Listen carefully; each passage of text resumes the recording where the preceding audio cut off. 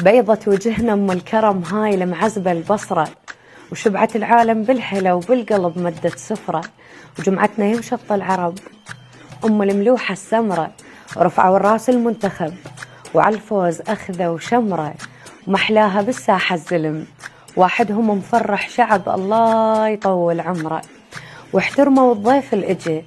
وبالليل من صار الحكي لبسه وعقاله وغتره،